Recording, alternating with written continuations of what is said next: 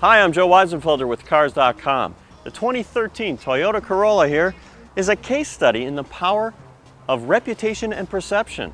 The Corolla has built up a reputation for excellence over decades, and the perception must be that it's still exceptional.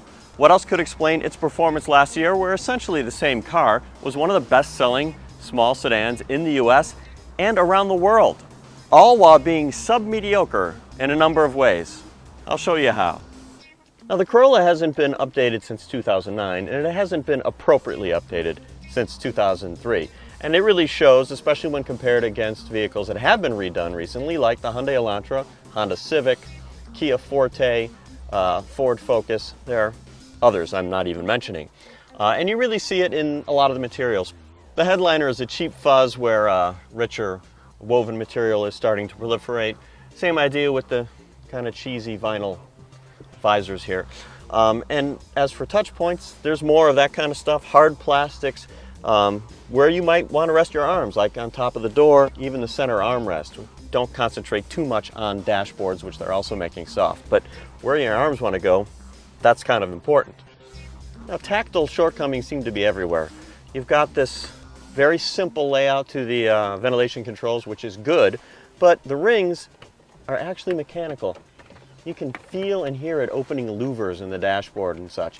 The better cars in this class have buttons or at least electronic dials. It's just a better experience.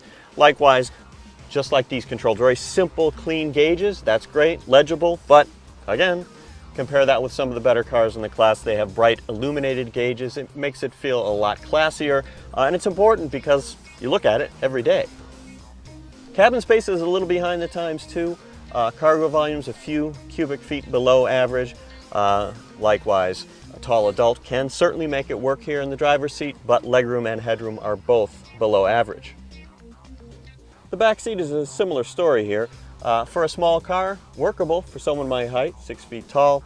But if you start comparing, you'll find the hip room is dramatically less than average in this class. And even though the numbers suggest headroom and legroom are competitive, I feel more snug here than I did in the Honda Civic, especially considering that the front seat didn't go back as far as I wanted. And even so, I'm kind of jammed in there. Now, in fairness, I have to say this might look really uncomfortable, but the seats are so soft, I don't really even feel it. Big points to Toyota for the almost completely flat floor in the back seat here too. That makes it much more workable to put 3 people across. Are you starting to catch the theme here? Once again, below average volume in the trunk here. At 12.3 cubic feet, it's actually only slightly below the Honda Civic, but the Hyundai Elantra has 14.8 cubic feet, and the Chevy Cruze has 15.4. One plus here though, this class across the board offers folding back seats, which is great, but this is a 60-40 split, 2 pieces. The Civic has just 1 piece in a single bench. I wouldn't call the ride quality refined, but at the same time, it seemed relatively soft to me, even with these ridiculous TRD wheels, when I compared it back to back with the Honda Civic. For some people, ride comfort is more important than poise. The drivetrain is adequate, but once again, behind the times.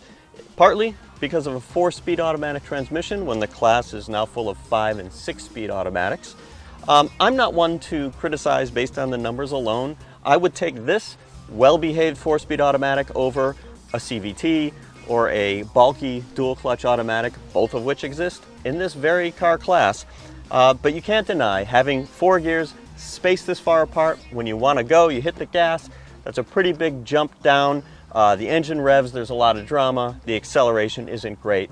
And the 4 gears is also responsible for below average fuel economy. The EPA estimated city highway combined mileage rating for the Corolla is 29 miles per gallon.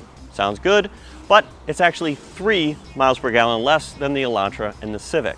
Now compare it with the Chevy Cruze, it's actually 2 miles per gallon better than the base Cruze, but the volume seller Cruze is 1 mile per gallon better than the Corolla.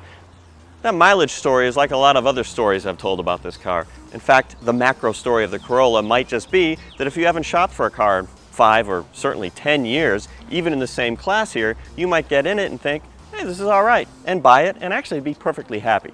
But if you start looking around, you see what else is out there, you're going to find there are better options from a number of manufacturers.